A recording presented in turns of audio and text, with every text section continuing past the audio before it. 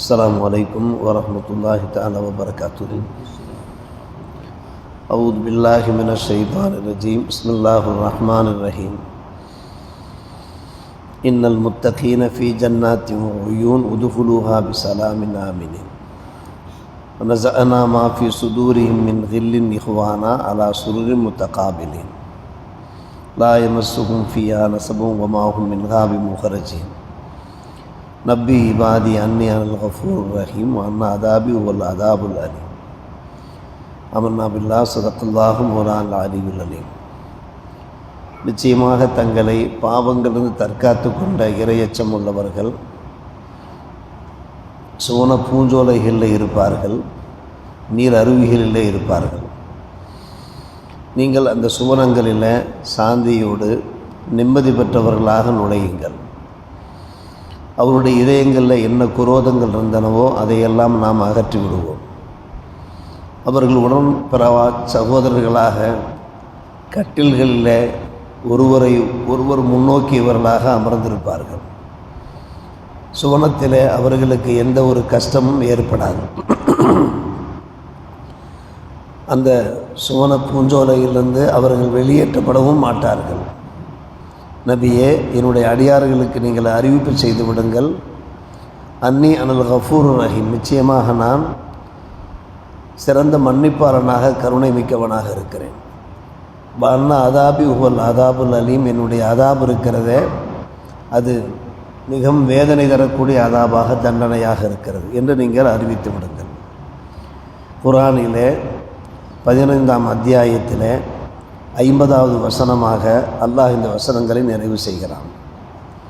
இந்த உலகத்திலே வாழும்போது குஃப்ரிலிருந்து சிறுக்கிலிருந்து தங்களை தற்காத்து கொள்ளக்கூடியவர்கள், பாவங்களிலிருந்து தங்களை பாதுகாத்து கொள்ளக்கூடியவர்கள், அவர்களுக்கு மறுமையில் என்ன சுகங்களெல்லாம் கிடைக்கும், இன்பங்களெல்லாம் கிடைக்கும் என்பதை அல்லாஹ் இந்த வசனங்கள் வாயிலாக நமக்கு எடுத்துரைத்திருக்கிறான். இந்த வசனங்களை கேட்கிற போது நமக்கே ஒரு பேராவல் ஏற்படுகிறது. இந்த பாக்கியங்கள் நமக்கு மட்டுமல்ல, நம்முடைய குடும்பத்தினர் உற்றார் அனைவருக்கும் கிடைக்க வேண்டுமே என்கிற ஒரு ஆவல் ஏற்படுகிறது. நாம் கடந்த வாரம் வாசித்த விளக்கிய அந்த வசனங்களில் நரகம் பற்றி எடுத்துரைக்கப்பட்டது.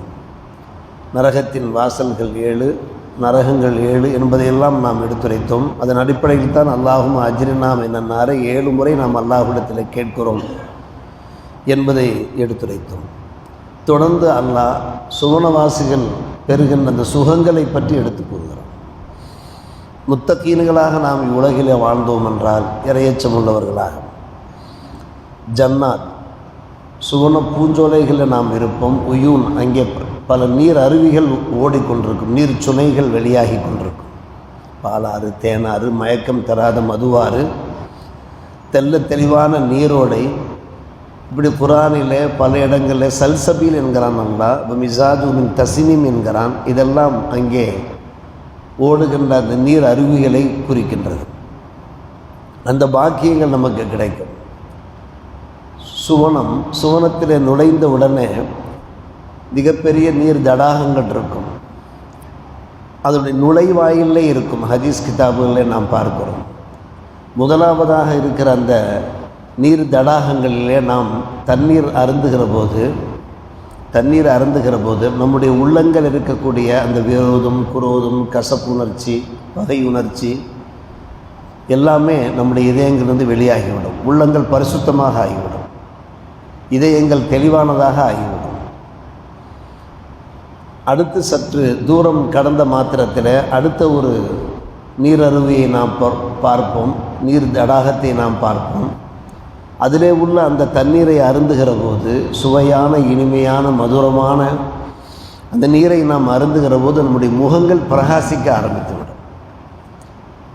பொலிவுடன் நம்முடைய முகங்கள் காணப்படும். குர்ஆனில் பல இடங்களில் உஜூஹி யௌம இது முஸ்ஃபிரா என்கிறான் அல்லாஹ்.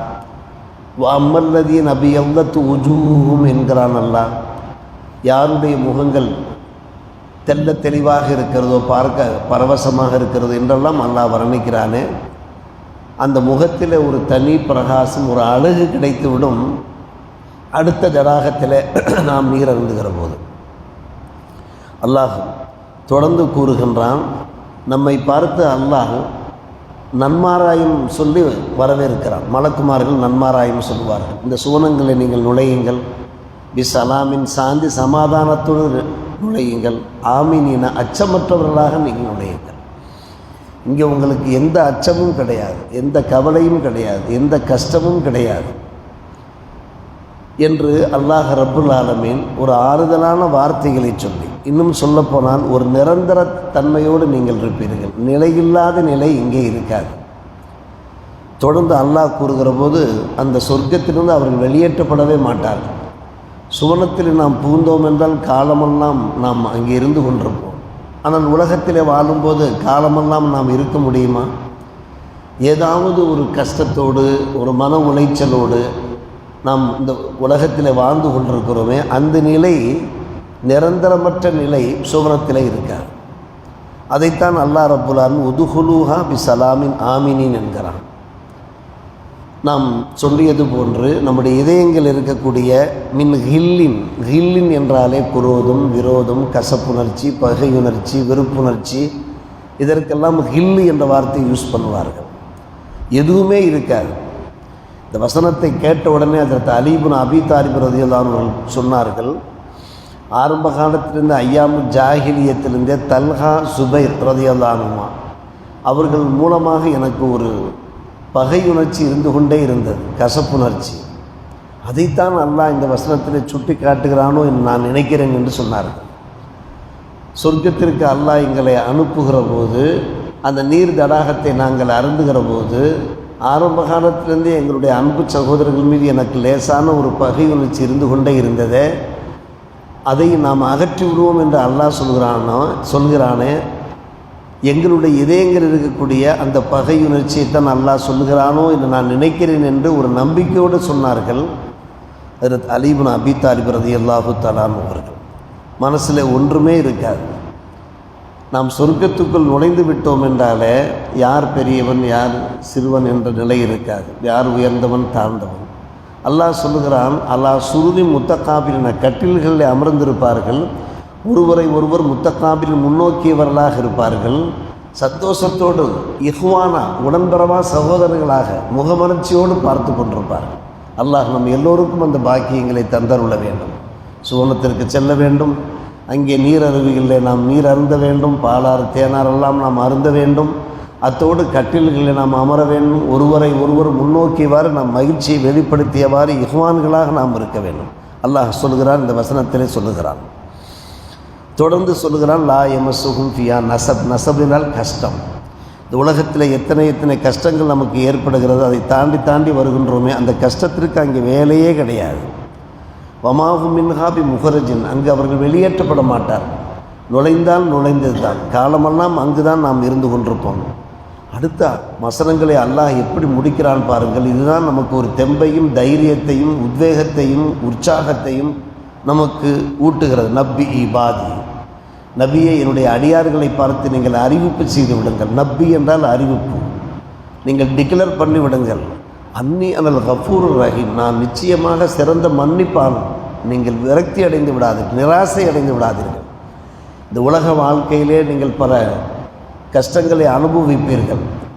அதே போன்று ஏதாவது பாவங்கள் செய்திருப்பீர்கள், அந்த பாவங்களிலிருந்து நீங்கள் விடுபட்டாக வேண்டும். காரணம், நான் சிறந்த மன்னிப்பாளன். நாம் பாவம் செய்துவிட்டோமே, என் நிலை என்ன ஆகுமோ, என் தலைவிதி என்ன ஆகுமோ என்று நீங்கள் சிந்திக்க வேண்டிய அவசியம் இல்லை.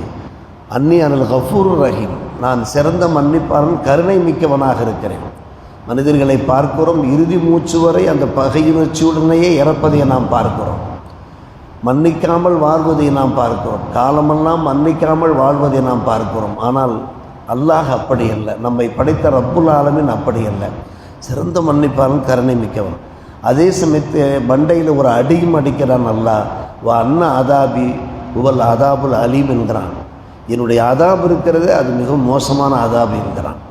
இந்த வசனத்தை பெற்று பெருமானார் ரசூலே கரீம் ஸல்லல்லாஹு அலைஹி வஸல்லம் விளக்கம் சொல்லுகிற போது, மனிதனுக்கு கிடைக்கிற அந்த இன்பங்கள், அந்த சுகங்கள், அந்த சுகந்தங்கள், அந்த சொர்க்கத்திலே கிடைக்கின்ற அந்த மகிழ்ச்சிகரமான வாழ்க்கை, இதையெல்லாம் ஒரு மனிதன் எண்ணி பார்த்தான் என்றால் நிச்சயமாக அவன் விரக்தி அடையவே மாட்டான். நாம் நிச்சயமாக சொர்க்கத்துக்கு செல்வோம் என்று எண்ணுவான்.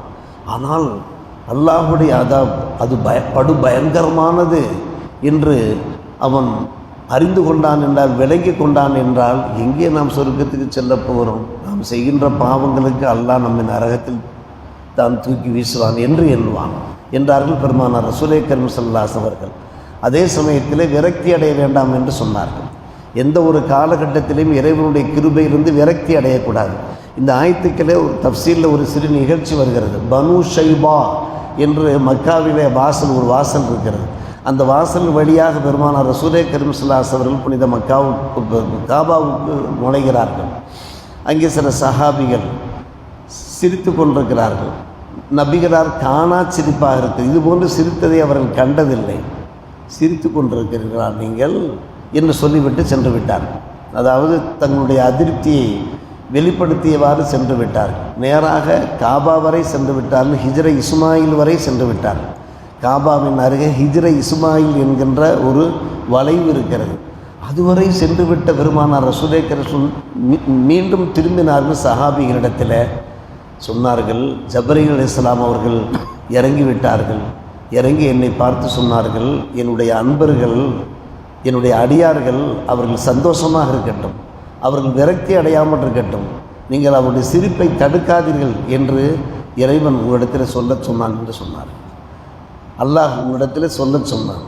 எனவே அவர்கள் நம்பிக்கையாளராக இருக்கிறார்கள். அல்லாஹ் நம்மை ஒருபோதும் கைவிட மாட்டான் என்கின்ற மகிழ்ச்சியில் இருக்கிறார்கள். அந்த மகிழ்ச்சியில் அவர்கள் தங்களுடைய குதூகலத்தை வெளிப்படுத்தி கொண்டிருந்தார்கள். நாம் நல்ல அமல்கள் செய்கிறோம், அந்த அமல்களை இபாதத்தில் அல்லாஹ் கபூல் செய்வான். நம்மை உலகிலையும் மகிழ்ச்சியாக வைத்திருப்பான், மறு உலகிலையும் சுவன பூங்காவனங்களில் நுழைய செய்வான் என்ற அந்த ஒரு சந்தோஷத்தோடு இருக்கிற போது நீங்கள் அவர்களை விரக்தி அடைய செய்து விடாதீர்கள் என்று ஜப்ரீல் மூலமாக அல்லாஹ் எனக்கு தூது அனுப்பி இருக்கிறான். எனவே நீங்கள் வருத்தப்பட வேண்டாம், கவலைப்பட வேண்டாம், நீங்கள் வணக்க வழிபாடுகளில் ஈடுபடுங்கள் என்று சொல்லிவிட்டு திரும்பினார் என்றெல்லாம் நாம் பார்க்கிறோமே. நம்பிக்கை ஊட்டும், நம்பிக்கை நட்சத்திரம் என்று சொல்வார்கள். நட்சத்திரத்தை போன்ற ஒரு வசனங்களாக இந்த வசனங்கள் இருக்கின்றன. தாங்கள் செல்லுங்கள், 15ஆம் அத்தியாயத்தை புரட்டுங்கள். 50, 47, 8, 49, 50ஆம் அந்த வசனங்களை பாருங்கள். இன்னல் முத்தகீன ஃபீ ஜன்னாத்தி உயூன் என்று ஆரம்பிக்கிறது. இந்த வசனங்களில் என்ன நன்மாராயங்கள் நமக்கு வழங்கப்பட்டிருக்கிறதோ அந்த நன்மாராயங்களுக்கு சொந்தக்காரர்களாக நம் எல்லோரையும் அல்லாஹ் ஆக்கி அருள் புரிவானாக.